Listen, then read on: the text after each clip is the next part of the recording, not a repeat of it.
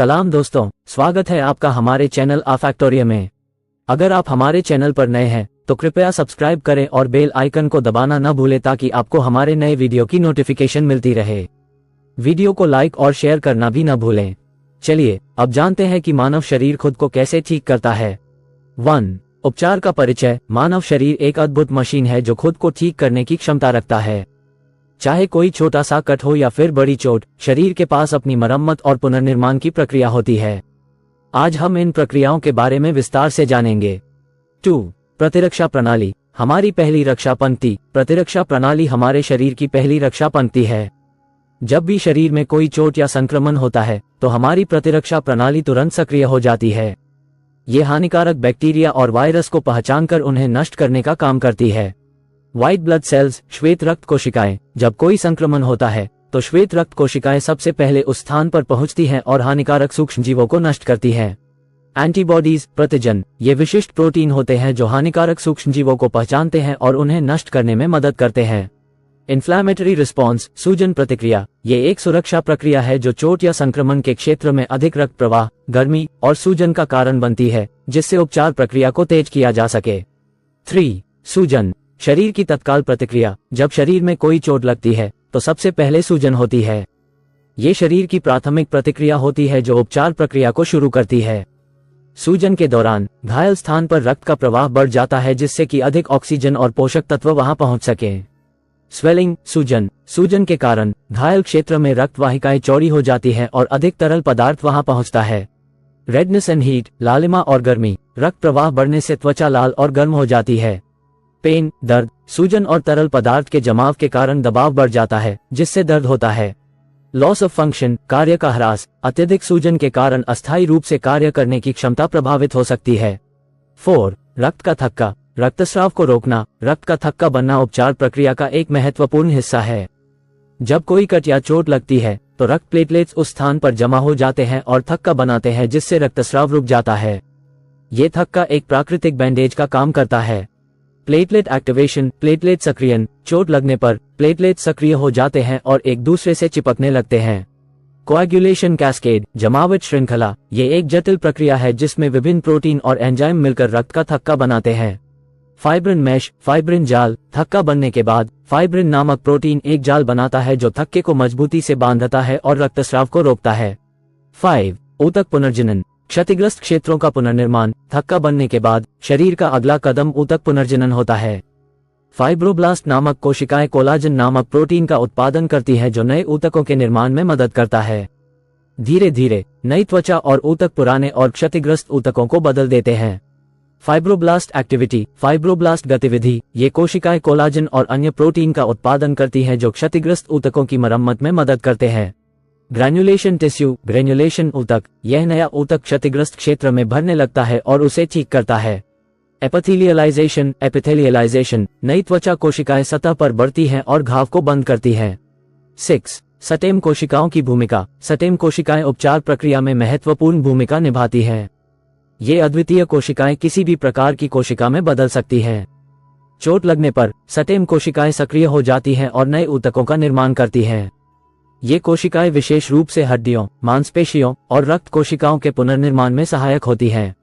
Types of stem cells, सटेम कोशिकाओं के प्रकार, एम्ब्रियोनिक सटेम कोशिकाएं और वयस्क सटेम कोशिकाएं। डिफरेंशिएशन, विभेदन, सटेम कोशिकाएं विभिन्न प्रकार की विशिष्ट कोशिकाओं में बदलने की क्षमता रखती हैं।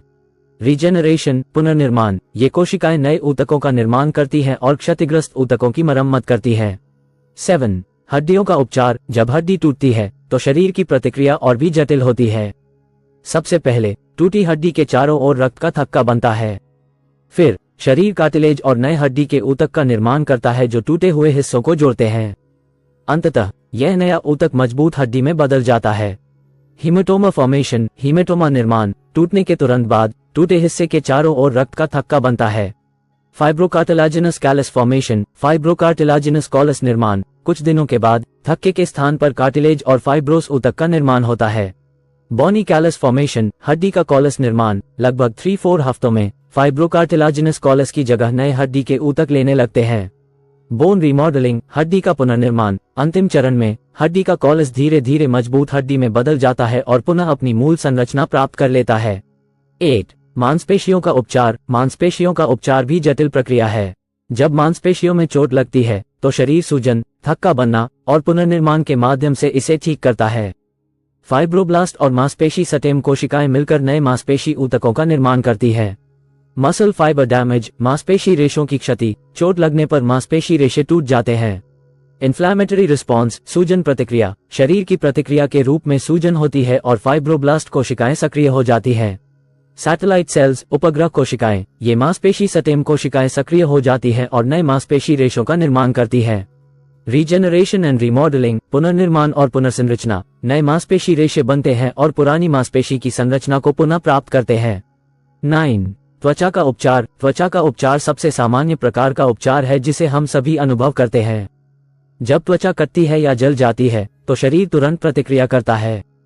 सबसे पहले रक्तस्राव को रोकने के लिए थक्का बनता है।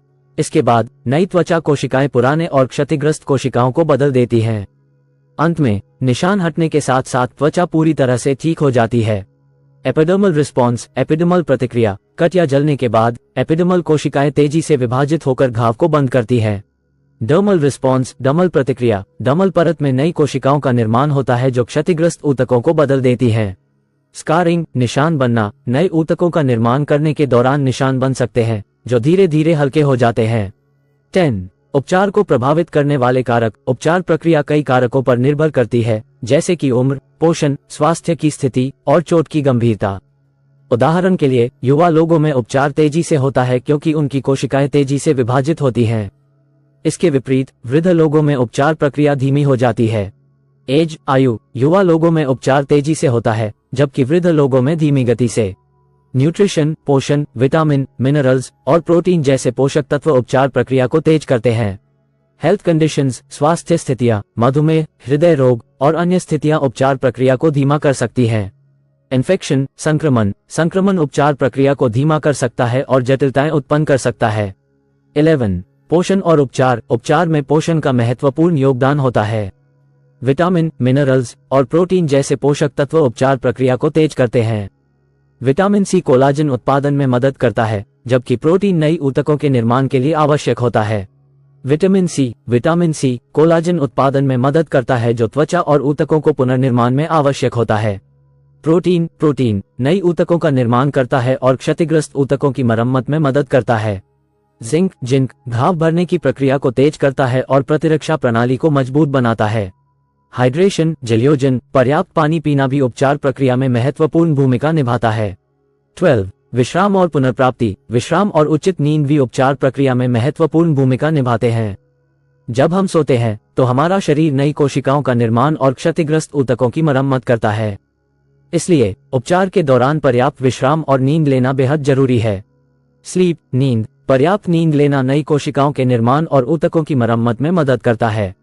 फिजिकल रेस्ट, शारीरिक विश्राम, घायल क्षेत्र को आराम देना और अत्यधिक गतिविधि से बचना उपचार प्रक्रिया को तेज करता है। स्ट्रेस मैनेजमेंट, तनाव प्रबंधन। तनाव को कम करना और मानसिक विश्राम भी महत्वपूर्ण होता है क्योंकि अत्यधिक तनाव उपचार प्रक्रिया को धीमा कर सकता है। तो दोस्तों, ये था मानव शरीर के खुद को ठीक करने के अद्भुत तरीके के बारे में जानकारी। उम्मीद है कि आपको यह वीडियो पसंद आया होगा। अगर आपको यह वीडियो अच्छा लगा हो तो कृपया लाइक और सब्सक्राइब जरूर करें। और हाँ, बेल आइकन को दबाना न भूलें ताकि आपको हमारे नए वीडियो की नोटिफिकेशन मिलती रहे। धन्यवाद।